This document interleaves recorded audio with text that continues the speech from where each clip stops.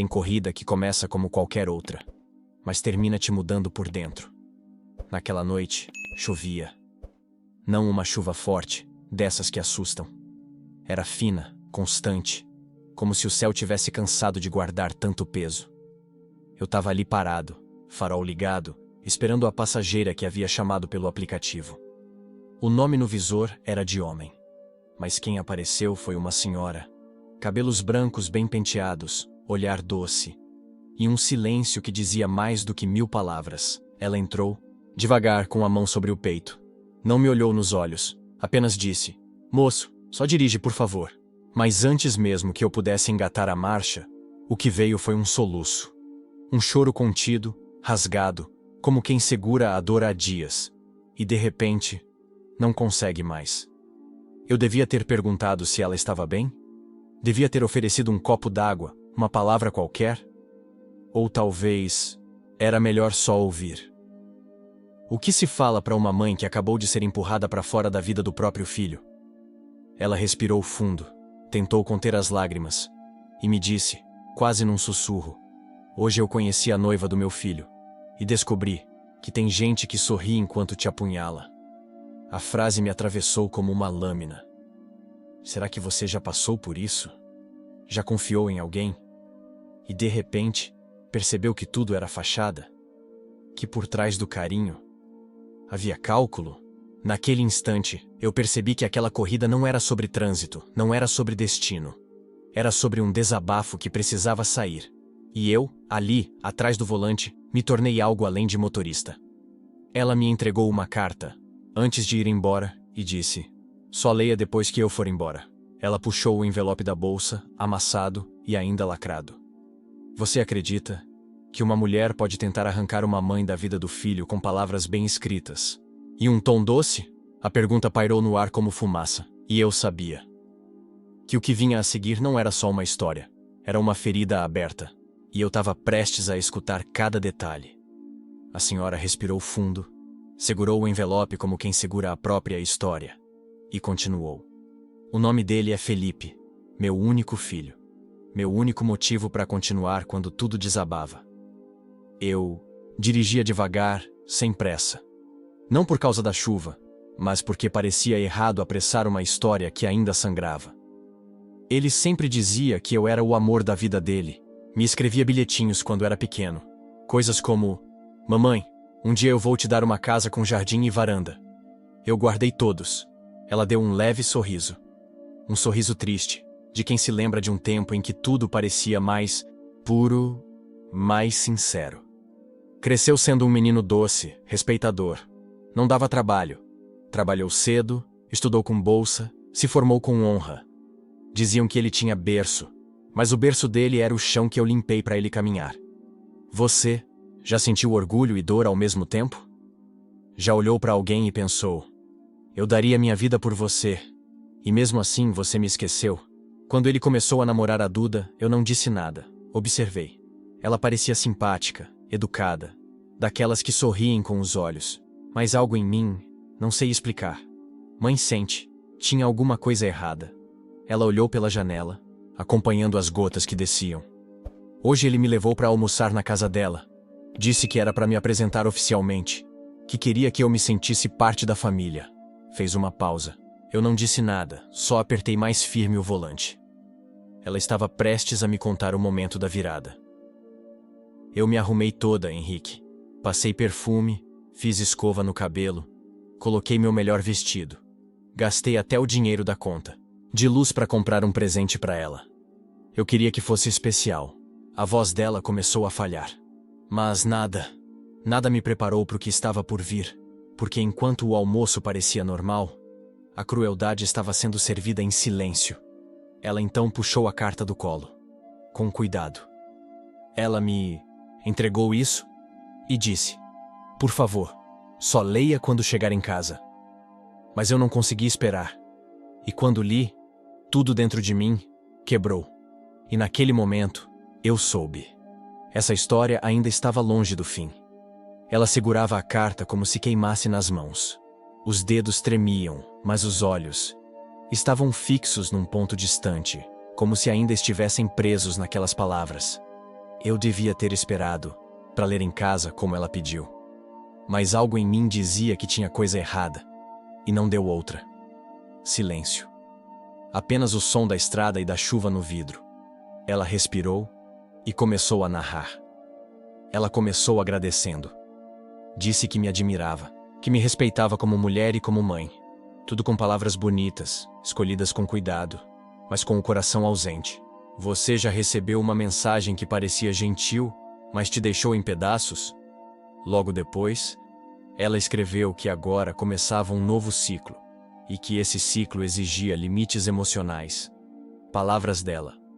Disse que minha presença era forte demais, que minha influência sobre o Felipe era profunda, que isso poderia afetar o futuro casamento deles.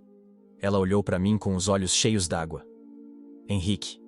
Ela me chamou de ameaça, de um jeito educado, disfarçado, mas foi isso. Ela disse que, por amor, eu deveria abrir mão. Que mãe de verdade sabe quando é hora de sair de cena. Fez uma pausa longa. Doeu até em mim. E então, veio o golpe final. Ela me ofereceu dinheiro. 10 mil reais. Disse que era para eu me reorganizar em outro lugar. Que assim, ela e o Felipe poderiam construir algo livre de ruídos do passado. Você consegue imaginar isso? Ser tratada como um incômodo, como um obstáculo que pode ser removido com uma quantia em dinheiro. Ela apertou a carta no colo com força. Ela achou que eu ia aceitar, que eu ia sorrir, pegar o envelope e desaparecer da vida do meu filho. Mas o que ela não entendeu é que eu não sou visita. Eu sou raiz. Eu sou história. E foi então que ela disse a frase que me marcou. E o pior de tudo, Henrique, não foi a proposta. Foi o silêncio dele. O silêncio do Felipe foi o que mais me machucou. Nesse instante, o carro ficou pequeno demais para tanta dor. E eu só dirigia. Mas por dentro sentia que aquela história estava se enraizando em mim também. Ela repetiu essa frase umas 3 vezes, como se não conseguisse aceitar. Ele ficou calado, Henrique. Completamente calado. Eu apenas guiava.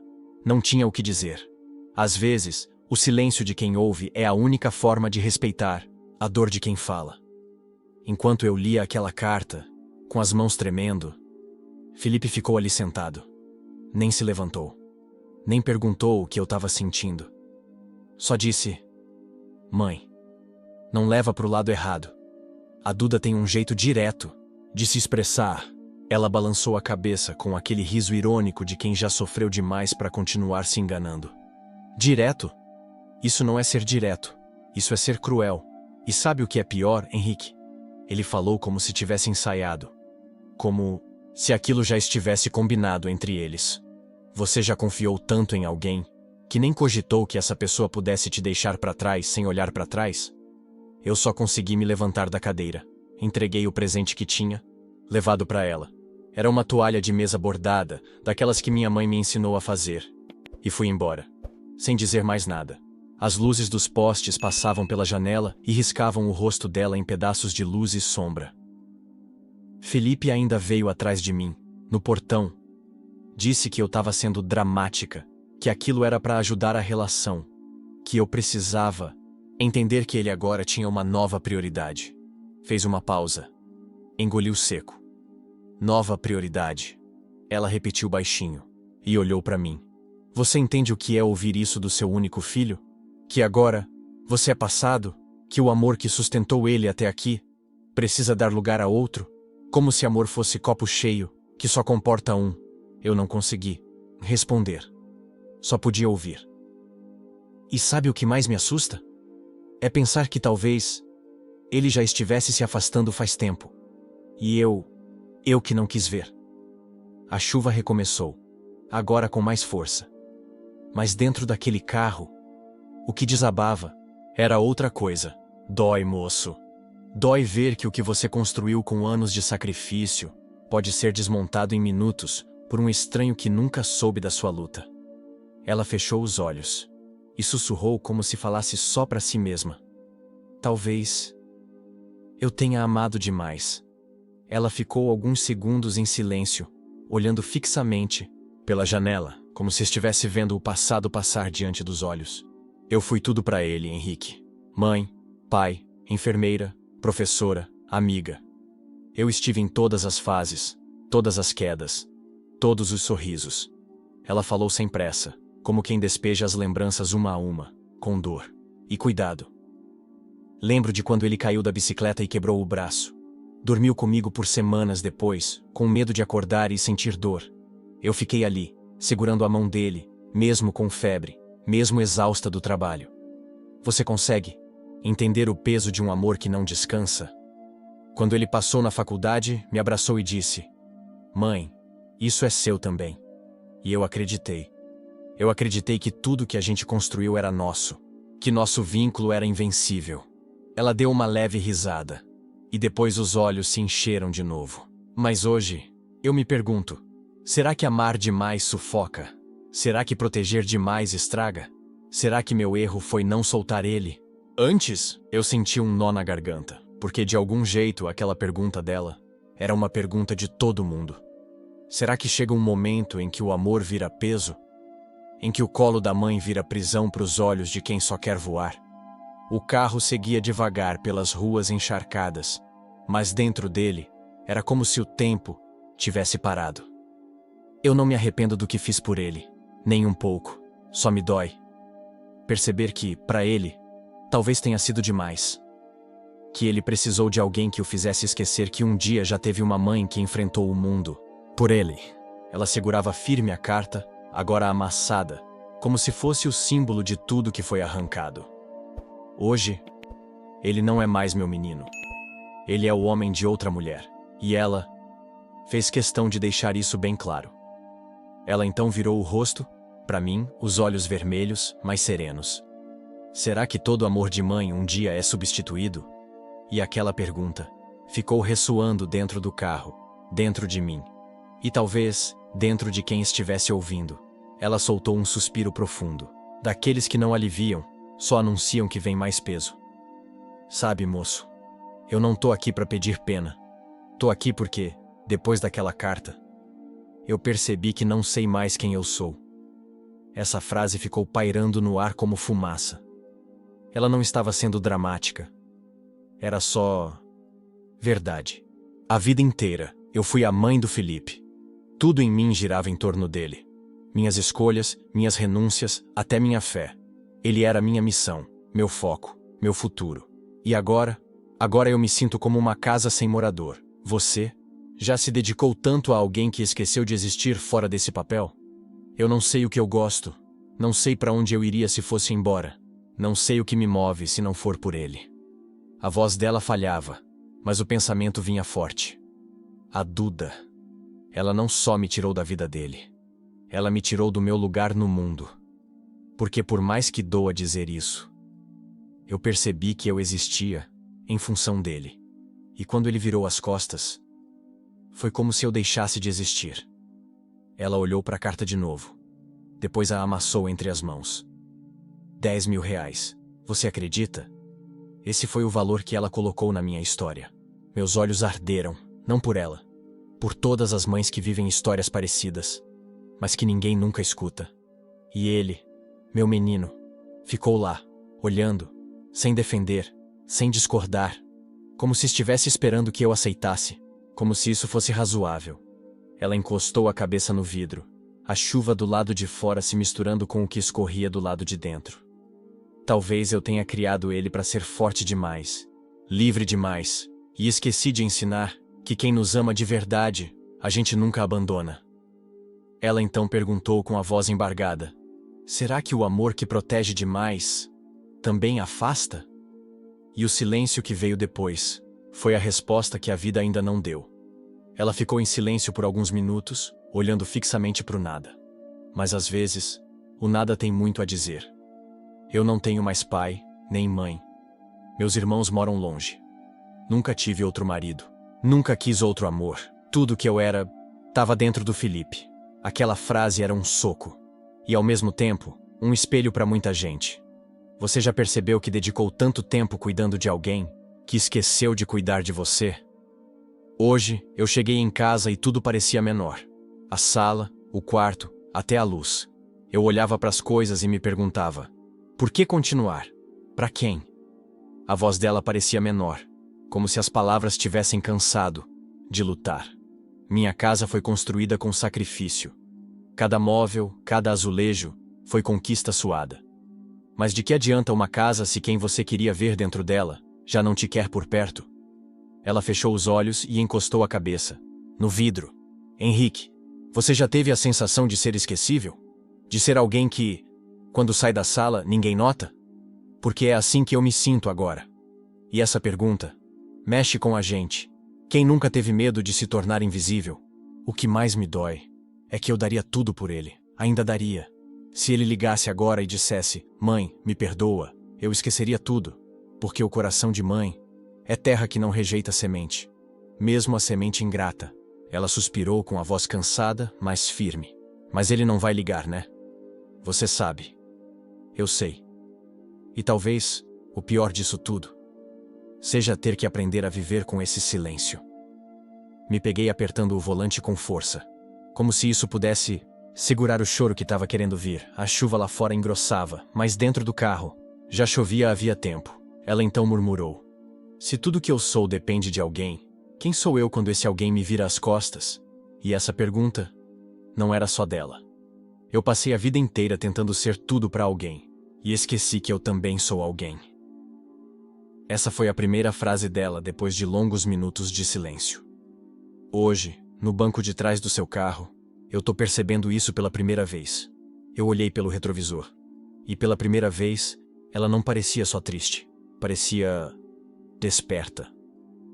Talvez essa dor esteja me mostrando algo. Algo que eu nunca quis olhar. Que minha identidade não pode estar presa em ninguém, nem mesmo no meu filho. Você já precisou ser quebrado para finalmente se olhar de verdade? Se eu não sou mais a mãe presente, a conselheira, a fortaleza dele, então eu preciso descobrir o que mais eu sou. Quem eu sou além das funções que me deram. Ela enxugou o rosto com as mãos. A carta, agora toda amassada, estava jogada ao lado. Eu posso ter sido deixada de lado, mas isso não me apaga. Não me diminui. Eu só esqueci de mim. Meus olhos estavam ardendo. Não apenas pela história dela, mas por tudo o que ela representava. Quantas pessoas vivem a vida toda nos bastidores dos outros? Henrique, eu não quero mais mendigar espaço na vida de ninguém, nem mesmo na do Felipe. Porque se eu não me amar agora, quem vai? Aquela pergunta entrou como flecha. Ela endireitou um pouco a postura, ainda frágil, mas mais erguida. Como quem começa pela primeira vez em muito tempo a respirar por si mesma. Eu não sei o que vai ser daqui pra frente. Não sei se vou conseguir olhar para ele com os mesmos olhos, mas eu sei que hoje, pela primeira vez em muitos anos, eu tô tentando me olhar. Ficamos em silêncio por alguns instantes, e então ela disse baixinho: "Sabe, talvez esse abandono seja o empurrão que a vida me deu para me reencontrar." E naquele momento, eu entendi que nem toda dor é fim. Às vezes, é começo. O carro seguia pelas ruas quase vazias. A chuva tinha virado garoa, mas dentro do carro ainda havia ecos. Ela ajeitou o casaco no colo, agora com mais calma. Não porque tudo tinha passado, mas porque algo dentro dela parecia ter se ajeitado. Sabe, Henrique, eu não vou mais bater em portas que não se abrem, nem esperar por telefonemas que nunca vêm. A firmeza nas palavras dela me surpreendeu. Durante muito tempo, eu achei que amar era estar sempre disponível, sempre acessível, sempre dizendo sim. Mas agora eu entendo que amar também é saber recuar. É ter coragem de soltar, para não se perder. Você já precisou soltar alguém que era tudo para você, só para não desaparecer dentro da sua própria história? Se o Felipe quiser voltar, vai saber onde me encontrar. Mas eu não vou mais implorar por espaço. Não vou mais aceitar ser colocada de lado como quem desocupa uma cadeira velha. Ela olhou pela janela e completou: "Quem quiser estar comigo, que escolha estar. Por amor, não por obrigação." Aquela frase ficou martelando na minha cabeça. Quantas vezes a gente se arrasta por vínculos que já não têm vida, só por medo da solidão? Ela então olhou para mim e disse: "Henrique, eu vou pagar a conta de luz amanhã. E com o que sobrar, vou comprar uma muda de planta, colocar na varanda. A mesma que o Felipe disse que ia construir para mim." Ela sorriu. Não porque ele vai voltar, mas porque eu ainda estou aqui. E ainda mereço ver flores nascendo. Era um novo jeito de viver brotando entre as lágrimas.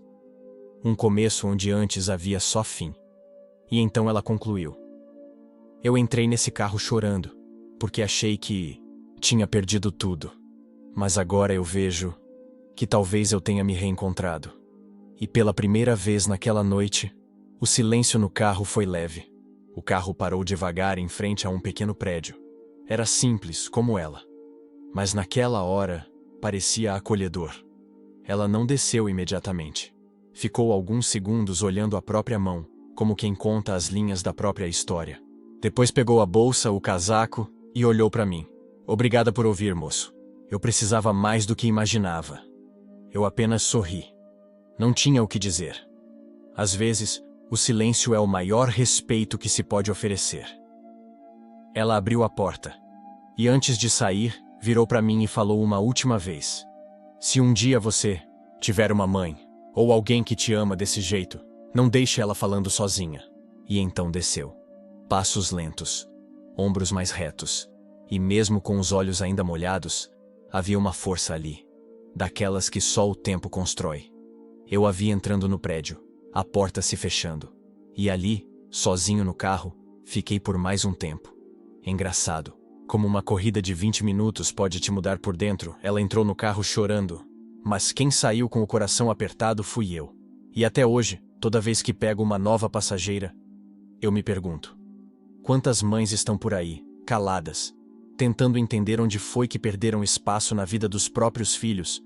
E mais, quantos filhos só vão entender o valor que tiveram quando já for tarde demais? Naquela noite, eu não levei só uma senhora até em casa. Eu levei uma história, um alerta, e um pedaço de mim ficou ali, naquele banco traseiro.